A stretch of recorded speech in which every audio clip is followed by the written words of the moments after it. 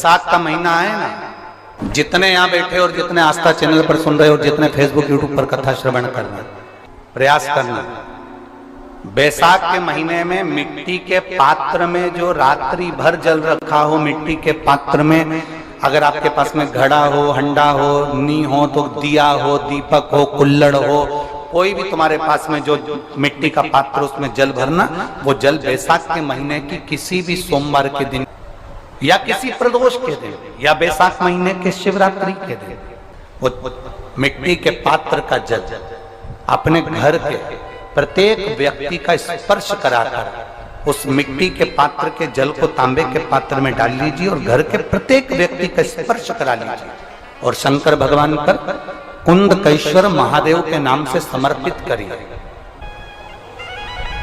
कभी जीवन में पीछे पलट कर देखने की जरूरत नहीं पड़ेगी, आप जाकर जल चढ़ाएंगे। आप भी बना लो एक नियम कि बैसाख महीने की शिवरात्रि मुझे भी शंकर भगवान को अपने दिल की बात कहते हुए, अपने मन की बात कहते हुए, रोग मुक्ति के लिए, कार्य सिद्धि के लिए, धन वैभव संपदा के लिए, समृद्धि के लिए मुझे भी जल चढ़ा, मैं भी जल चढ़ा। एक लोटा पानी शिव जी को,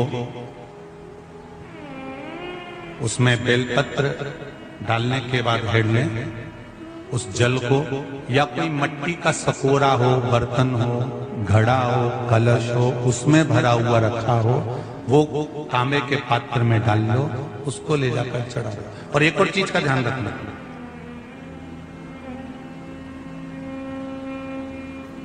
अगर असाध्य रोग जैसे ऐसा रोग हो जो समाप्त नहीं हो रहा हो, कैंसर, किडनी, लीवर या किसी का डायलिसिस चल रहा हो या लीवर काम नहीं कर रहा हो या शरीर की कोई हड्डी जुड़ नहीं रही हो, तो जो जल शिवजी को लोग चढ़ा रहे हैं वो जल को आचमन कर लेना। और आचमन शंकर भगवान की छोटी बेटी अशोक सुंदरी के नाम से करना, उसका आचमन केवल अशोक सुंदरी के नाम से। और शंकर भगवान की सबसे छोटी लड़की अशोक सुंदरी नंदनवन में पैदा हुई, जन्म ली, नंदनवन में जन्म लिया। नंदनवन मतलब काशी। घर के छोटे बच्चों को भी बोलो, बड़ों को भी बोलो, बुजुर्गों को भी बोलो, चलो एक लोटा पानी चढ़ा के आते हैं, चलो। अगर कैंसर का रोग है या किडनी या लीवर या बुखार, पेट से जुड़ा हुआ, सिर से जुड़ा हुआ, कंधे से जुड़ा हुआ या घुटने से जुड़ा हुआ या रीढ़ की हड्डी में कहीं पानी भरा गया हो या कमर झुक रही हो, कोई भी रोग उधर से लेकर शरीर के अंदर नहीं भागता है और वो बेकार हो रहा है। तो बैसाख का महीना चल रहा है राकेश देवी जी, बैसाख का महीना चल रहा है। बैसाख के महीने की शिवरात्रि के दिन, बैसाख के महीने की जो शिवरात्रि आएगी, हर महीने शिवरात्रि आती है, तो बैसाख की जो शिवरात्रि है, इस शिवरात्रि के दिन सुबह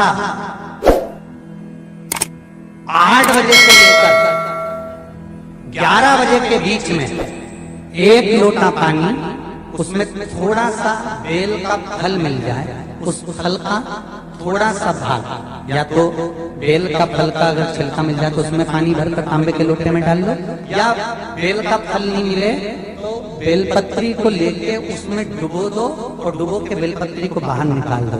वो पानी भगवान शंकर को शिवरात्रि के दिन, बैसाख महीने की जो शिवरात्रि है, बैसाख के महीने में प्रत्येक महीने शिवरात्रि आती है, बैसाख के महीने की शिवरात्रि के दिन सुबह 8 बजे से लेकर 11 बजे के बीच में शंकर भगवान को अपना रोग और बीमारी का बोलकर शंकर भगवान को जल समर्पित कर आ जाओ। बाबा पर विश्वास रखकर चढ़ाना, धीरे धीरे ठीक हो जाओ। शिव के भगवान शिव की सुबह के समय जाकर, और अगर बेलपत्री का पानी नहीं मिले तो मिट्टी के पात्र का पानी, आपको कथा में कहा मिट्टी के पात्र का पानी, वो भी शंकर भगवान को समर्पित कर सकते।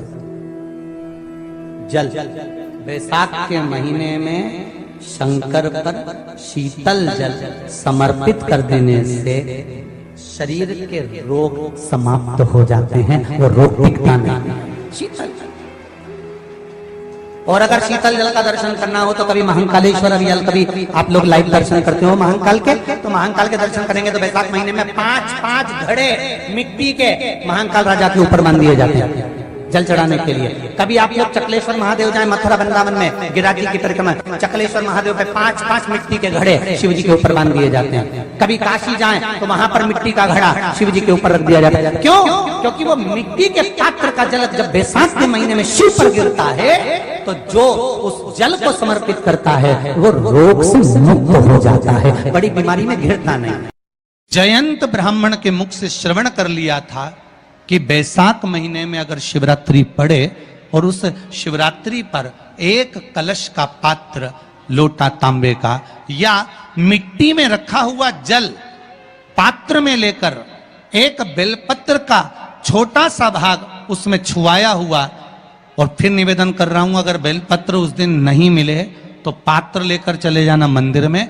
मंदिर में शंकर जी पे तो बेलपत्र चढ़ी होगी ना, अरे बोलो तो जरा, चढ़ी होगी ना। उसी बेलपत्र को धोकर फिर जल के पात्र में उसको छुआकर फिर शंकर भगवान को भाव से, दिल से जो चाहते हो, धन वैभव संपदा सत्ता या रोग से मुक्ति, चाहे उदर से जुड़ी हो। हाँ, एक चीज का ध्यान करना, अगर संपदा के लिए, विवाह के लिए या विद्या के लिए या अन्य चीजों के लिए आप शिव जी को जल चढ़ा रहे हो तो उसके जल को उठाकर नहीं लाना है।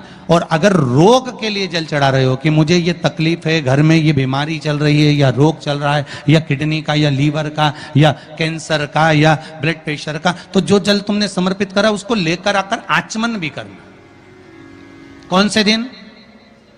जम के बोलो जरा। शिवरात्रि। शंकर कह रहे हैं, माँ उमा से, माँ पार्वती से मेरा महेश कह रहा है, मेरा बाबा भोलेनाथ, मेरा बाबा विश्वनाथ, मेरा त्रिकालदर्शी कैलाशी अविनाशी कह रहा है कि हे पार्वती,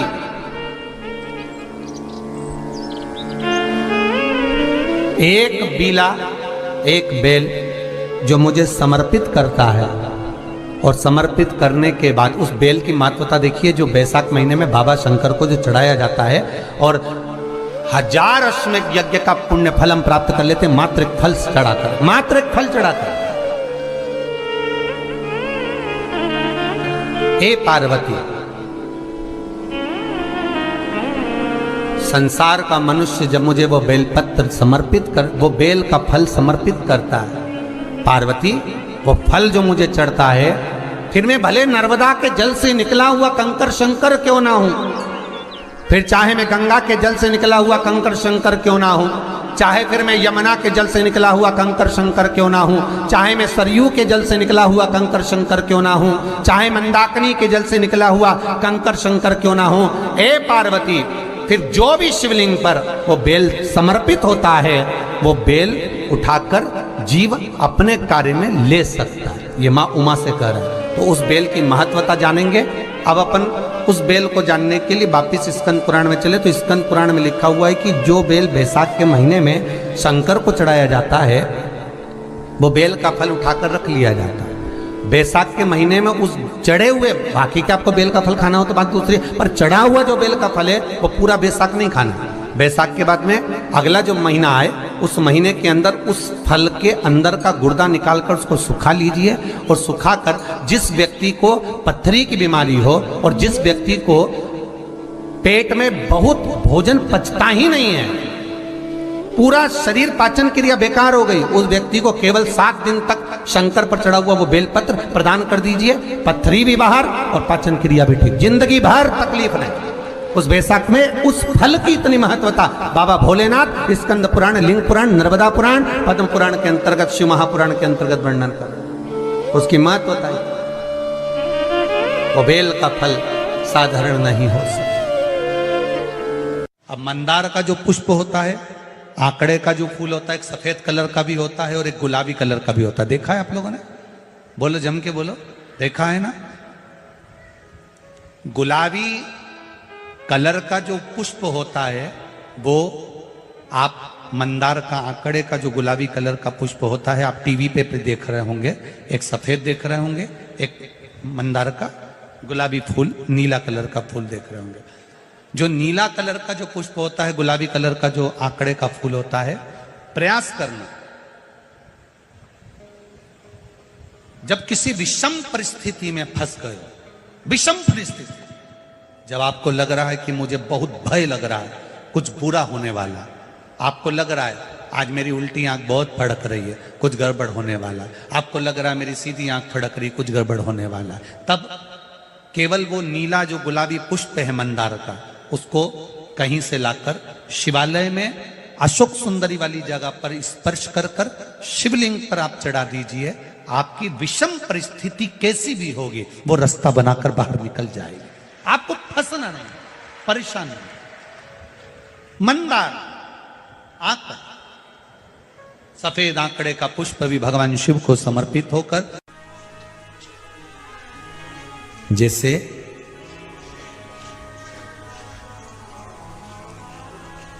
बेले के फल का गुर्दा, बेल का जो फल होता है, बेलपत्री का फल, उसका जैसे गुर्दा, उसके अंदर का जो भाग होता है बेल का, वो गुर्दा,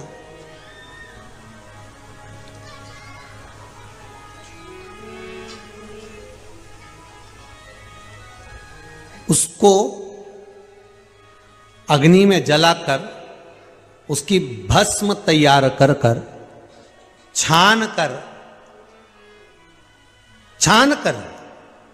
जब जब आपके यहां विद्वान ब्राह्मण शिव जी का अभिषेक कराते हैं, पूजन कराते हैं, तो उसमें लिखते हैं पूजन के साहित्य में बेलपत्री, धतूरा, दुर्वा, ये उसमें नीचे लिखेंगे भस्म। लिखते कि नहीं लिखते? लिखते हैं ना, भस्म अभिषेक में चाहिए रहती है। तब उस भस्म का थोड़ा सा भी भाग आप अगर शिव को समर्पित कर रहे हो तो ये जान लें कि शंकर मनवांछित फल प्रदान कर रहे हैं। शिव फल प्रदान कर रहे हैं।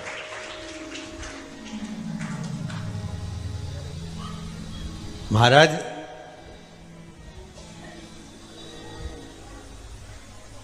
बेलपत्री के वृक्ष के नीचे बैठकर हाथ में एक बेलपत्र का पत्ता रखकर आप पंचाक्षर मंत्र नमः शिवाय, ओम नमः शिवाय या श्री शिवाय नमस्तुभ्यम या महामृत्युंजय मंत्र का स्मरण कर रहे हो, पर डंडी का भाग अपनी ओर, बेलपत्र की बीच वाली पत्ती का भाग बीच वाली उंगली की ओर रखकर अगर आप स्मरण कर रहे हैं और अपनी कामना कर कर बेलपत्री के वृक्ष के नीचे बैठकर उस पत्ते को सम्मुख रखकर बाबा से विनय कर कर एकांत में उस बेलपत्री के वृक्ष की छांव में, बेलपत्री के वृक्ष की छांव आप कामना कर कर उस पत्ते को शंकर भगवान के ऊपर समर्पित कर रहे हैं, तो ये जान कर रखें कि पार्वती और शिव का मिलन करवा रहे हैं और अपनी मनवांछित फल कामना पूर्ण करवा रहे हैं। क्योंकि शिव और पार्वती का जब मिलन होता है, शंकर पार्वती जब एक दूसरे के सम्मुख में होते हैं, शिव और पार्वती जब एक दूसरे के सामने अपने बच्चों के कारण एक दूसरे के सम्मुख में आते हैं, तो उनके चेहरे पर प्रसन्नता का भाव आ जाता। वो फल, मनवांचित फल की कामना आप जिस कामना के लिए कर रहे हैं, विवाह के लिए, नौकरी के लिए, सर्विस के लिए, व्यापार के लिए, रोग मुक्ति के लिए, आप जिस कामना से कर रहे हैं, ईश्वर महादेव, जो व्यक्ति पथभ्रष्ट हो जाए, जैसे मदिरा के नशे में पड़ गया, कहीं जुए में पड़ गया, कहीं मांसाहार में पड़ गया, कहीं व्यसन में पड़ गया, कहीं गलत काम में अगर कोई जा रहा है, तो श्रंभेश्वर महादेव के नाम से काली तिल भगवान शिव को समर्पित करी जाती है। महाराज काली तिल को वापस उठाकर ले आते हैं। उसी काली तिल को जो मदिरा का नशा करने वाला होता है या जो गलत व्यसन में डूबा हुआ होता है, उसको वो सुबह के समय अगर नहीं खाता तो भोजन के साथ उसको दिया जाए। श्रंभेश्वर महादेव। एक बेलपत्री का भी बहुत अच्छा प्रयोग है श्रंभेश्वर महादेव का। मदिरा पीने वालों के लिए, मांसाहार, व्यसन में, जुए में, वेश्यावृत्ति में, पर नारी में, गलत जगह पर जो डूबे रहते हैं उनके लिए। पहले की कथा में उसका वर्णन किया है बेलपत्री का। श्रम्भेश्वर महादेव, एक बार सब बोलेंगे, कौन से महादेव? श्रम्भेश्वर महादेव। फिर जम के बोल लो एक बार, श्रम्भेश्वर महादेव। जब हमारे घर में क्रोध बढ़ता है या कोई गलत कार्य में जाने लगता है तो श्रम्भेश्वर महादेव का हमें शरणागति लेना चाहिए, श्रम्भेश्वर महादेव का पूजन करना चालू कर देना चाहिए।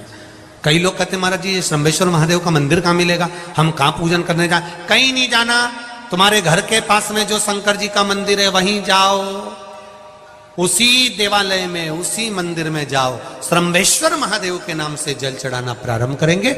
वो जल जो गलत संगत में पड़ा हुआ है उसका आचमन कराना प्रारंभ करेंगे, अपने आप उसकी धीरे धीरे बुद्धि सुधरना प्रारंभ हो जाएगी। ऐसा श्रम्भेश्वर महादेव का।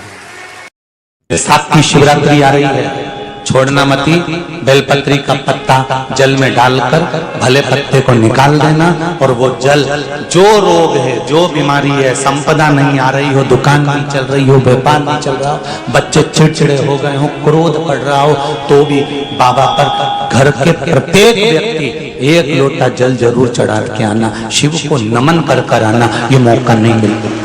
कि बैसाख महीने की शिवरात्रि मुझे भी शंकर भगवान को अपने दिल की बात कहते हुए, अपने मन की बात कहते हुए, रोग मुक्ति के लिए, कार्य सिद्धि के लिए, धन वैभव संपदा के लिए, समृद्धि के लिए मुझे भी जल चढ़ा, मैं भी जल समझ। एक लोटा पानी शिव जी को, उसमें बेलपत्र डालने के बाद हेड में उस जल को, या कोई मट्टी का सकोरा हो, बर्तन हो, घड़ा हो, कलश हो, उसमें भरा हुआ रखा हो, वो तांबे के पात्र में डाल लो, उसको ले जाकर चढ़ा लो। और एक और चीज का ध्यान रखना,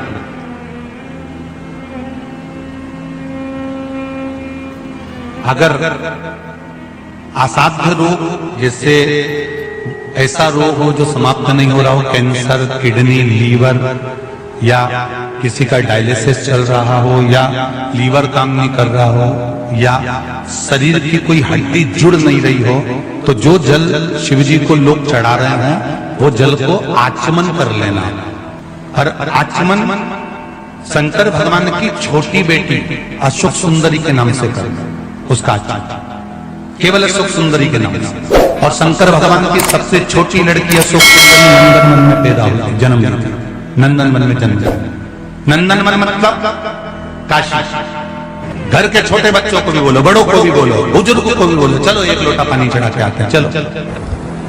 अगर कैंसर का रोग है, या किडनी, या लीवर, या बुखार, पेट से जुड़ा हुआ, सिर से जुड़ा हुआ, कंधे से जुड़ा हुआ, या घुटने से जुड़ा हुआ, या रीढ़ की हड्डी में कहीं पानी भरा गया हो, या कमर झुक रही हो, कोई भी रोग उधर से लेकर शरीर के अंदर नहीं भागता है और वो बेकार हो रहा है। तो बैसाख का महीना चल रहा है राकेश देवी जी, बैसाख का महीना चल रहा है। बैसाख के महीने की शिवरात्रि के दिन, बैसाख के महीने की जो शिवरात्रि आई है, हर महीने शिवरात्रि आती है, तो बैसाख की जो शिवरात्रि है, इस शिवरात्रि के दिन सुबह 8 बजे से लेकर 11 बजे के बीच में एक लोटा पानी, उसमें थोड़ा सा बेल का फल मिल जाए, उस फल का थोड़ा सा भाग, या तो बेल का फल का अगर छिलका मिल जाए तो उसमें पानी भरकर तांबे के लोटे में डाल लो, या बेल का फल नहीं मिले तो बेलपत्री को लेके उसमें डुबो दो, और डुबो के बेलपत्री को बाहर निकाल दो। वो पानी भगवान शंकर को शिवरात्रि के दिन, बैसाख महीने की जो शिवरात्रि है, बैसाख के महीने में प्रत्येक महीने शिवरात्रि आती है, बैसाख के महीने की शिवरात्रि के दिन सुबह 8 बजे से लेकर 11 बजे के बीच में शंकर भगवान को अपना रोग और बीमारी, शंकर भगवान को जल समर्पित कर बाबा पर विश्वास रखकर चढ़ाना, धीरे धीरे ठीक हो जाएगा। शिव से भगवान शिव की सुबह के समय जाकर, और अगर बेलपत्री का पानी नहीं मिले तो मिट्टी के पात्र का पानी, आपको कथा में कहा मिट्टी के पात्र का पानी वो भी शंकर भगवान को समर्पित कर सकते। जल बैसाख के महीने में शंकर पर शीतल जल समर्पित कर देने से शरीर के रोग समाप्त हो जाते हैं, वो रोग दिखता नहीं। शीतल, और अगर शीतल जल का दर्शन करना हो तो कभी महाकालेश्वर अभियान कभी आप लोग लाइव दर्शन करते हो महाकाल के, तो महाकाल के दर्शन करेंगे तो बैसाख महीने में 5-5 घड़े मिट्टी के महाकाल राजा के ऊपर मान दिए जाते हैं जल चढ़ाने के लिए। कभी आप लोग चकलेश्वर महादेव जाए मथुरा वृंदावन में गिरिराज की परिक्रमा, चकलेश्वर महादेव पे 5-5 मिट्टी के घड़े शिव जी के ऊपर बांध दिए जाते हैं। कभी काशी जाए तो वहां पर मिट्टी का घड़ा शिव जी के ऊपर रख दिया जाता है। क्यों? क्योंकि वो मिट्टी के पात्र का जल जब बैसाख के महीने में शिव पर गिरता है तो जो उस जल को समर्पित करता है वो रोग से मुक्त हो जाता है, बड़ी बीमारी में घिरता नहीं। बैसाख के महीने में सत्तू जरूर खाओ, और सत्तू चाइना से नहीं आएगा, इंडिया में ही बनेगा। श्रीमद् महापुराण की कथा कहती है कि शंकर भगवान के शिवलिंग से लेकर जलाधारी में कुछ स्थान ऐसे हैं वहां पर हमारा मात्र स्पर्श कर अपने दिल की बात कह देने पर भी कार्य सफल हो जाता है। तुम जल चढ़ाओ मत चढ़ाओ, तुम बेलपत्र चढ़ाओ मत चढ़ाओ, तुम धतूरा चढ़ाओ मत चढ़ाओ, पर दिल से अगर तुमने कहा तो उसका फल मिलेगा। सत्तू 12 महीने खाओ मत खाओ। कौन सा महीना? बैसाख के महीने में सत्तू जरूर खाओ, और सत्तू चाइना से नहीं आएगा, इंडिया में ही बनेगा और बनेगा। भारत में ही मरने का 47वां दिन, जब मरेंगे तब गरुड़ पुराण बचेगी, पहले ही सुन लो। और जिसके पास में गरुड़ पुराण नहीं हो तो पंडित जी से मंगवा कर फिर पढ़ के देख लेना। मरने के 47वें दिन 47 डेज 47वें दिन किस चीज का दान तुम्हारे सामने आता है? मरने के 47वें दिन। 10 दिन तक तो जीवात्मा घर की अटारी फिरती, मरने के बाद 12वें के दिन चली जाती है। उसके बाद में जब 47वां दिन आता है तो 47वें दिन जीवात्मा को क्या दान करा जाता है? व्यक्ति ने क्या पुण्य करा होता है कि उसको नरक नहीं भोगना पड़ता, बेतरणी नहीं भोगना पड़ती, और सीधे बेतरणी से पार उतर जाता है। वो किस चीज का दान है? तो कहा शिव महापुराण में, गरुड़ पुराण में, कि वो सत्तू का दान है जो बैसाख महीने में करा जाता है। सत्तू का दान 3 चीजों से मिलकर बनता है। जौ, बोलते जाओ जल्दी, गेहूं, चना, ये 3 चीज से मिलकर बनता है। इसमें जो बारीक बारीक कण होते हैं, जितने जितने 3 चीज के मिले हुए बारीक बारीक कण होते हैं, ये जब दान किया जाता है सत्तू का, तब ये बेतरणी करने के लिए 47वें दिन इस जीवात्मा ने अगर सत्तू का दान करा होता है या सत्तू का सेवन बैसाख के महीने में करा होता है तो उसको बेतरणी नहीं भोगना पड़ती, डायरेक्ट सीधे रतलाम उज्जैन से डायरेक्ट। मैंने भी तो ये पूछा किस किस क्या बनता है, मैं अभी थोड़ी ना कि अभी बन गया। बैसाख में बनता तो होगा। पहले गांव के लोग तीरथ करने जाते थे, गांव का लोग जब तीरथ करने जाता था कोई सामान नहीं ले जाता, सत्तू बांधी पोटली में धरा यूं और पानी में घोलिया और नमक डालिया या शक्कर या गुड़ घोल के और पी के वही चले। आज के अब जब सैनिक युद्ध करने जाता है, थक जाता है, बहुत थकान हो जाती है, जब उससे देखा जाता है तो सैनिक का जो कमांडर होता है वो सत्तू मंगवाता है और गिलास में घोल घोल कर पूरी सेना को पिलवाकर फिर युद्ध में उतार देता है। फिर युद्ध में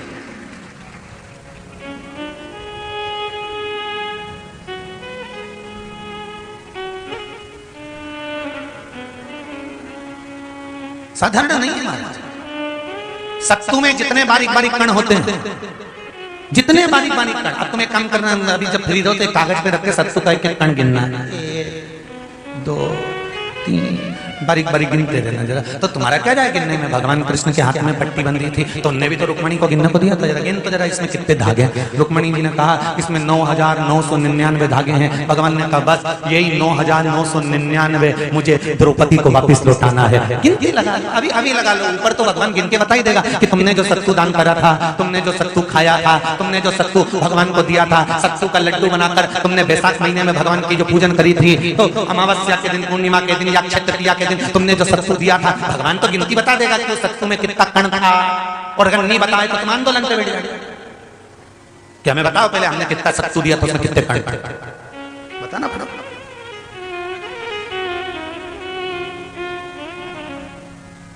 एक शिव की आराधना में चांगुना ने एक लोटा जल भरा, उसमें थोड़ा सा चंदन डालकर बेलपत्री के वृक्ष के नीचे ले जाकर डाल देती, थोड़ा सा जल बचाकर शिव जी को डाल देती। शंकर भगवान ने एक दिन चांगुना के सामने मन में विचार प्रकट करा और पार्वती जी से कहा, पार्वती एक बात समझ में नहीं आती, आधा जल ये बेलपत्री को देती है, आधा जल मुझे देती है। जब आधा जल मुझे देती है तो मुझे बड़ा गुस्सा आता है, क्योंकि बच्चे और बूढ़े ये दोनों एक समान हैं। बच्चों को थोड़ा सा भी उसकी सामग्री में से, उसकी चॉइस की चीज में से तोड़ के अगर दूसरे को दे दिया तो बच्चा यूं फेंकेगा, वो जाके और मुंह फुला के बैठ जाएगा, नी खाऊं नी खाऊं। मां समझाए थारे ही भाई है होगा, नीचे मत को ऐसा भाई जो मेरा ही हिस्सा खा जा, मुझे तो पूरा ही। फिर मां अंदर जाएगी, फ्रिज में से वापस पूरा की पूरा आम निकाल के लाएगी और आम देगी, ये ले, ये पूरा है, अब चक्कू से कटा नहीं, देख छोरा भी इतना है, पूरा घुमा घुमा के देख लेगा।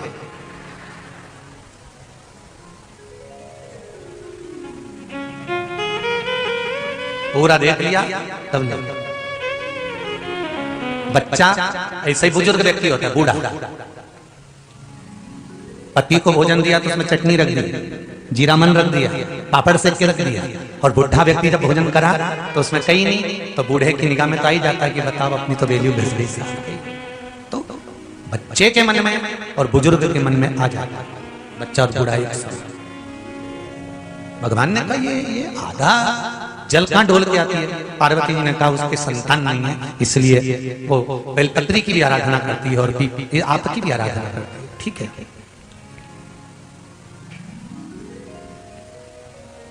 भगवान देवादिदेव महादेव ने देखा चांगुना ने बहुत सेवा कर ली।